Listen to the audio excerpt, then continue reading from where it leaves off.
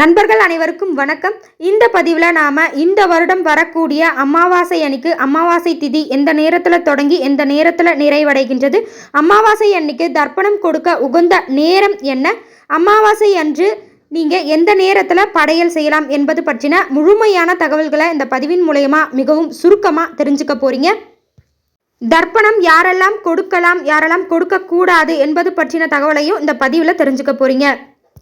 அமாவாசை திதி தொடங்கும் நேரம் சரியாக இன்று 3/8/2024 மாலை 4:56 மணிக்கு தொடங்கி மறுநாள் 4/8/2024 அன்று மாலை 5:32 மணி வரை இருக்கின்றதுங்க. ஆடி அமாவாசை நாளை 4/8/2024 அன்று தர்ப்பணம் செய்ய உகந்த நேரம் காலை 6 மணி முதல் 11:55 மணி வரை நீங்கள் தர்ப்பணம் கொடுக்கலாம். ஆடி அமாவாசை அன்று படையல் போட உகந்த நேரம் காலையில் படையல் போடுறவங்களா இருந்தால் காலை 10:45 இருந்து 11:55 வரை போடுங்க. அப்படி முடியாதவர்கள் மதியத்தில் படையல் போடுறவங்களா இருந்தீங்கன்னா மதியம் 1:30 இருந்து 2:30 வரைக்கும் செய்யலாங்க.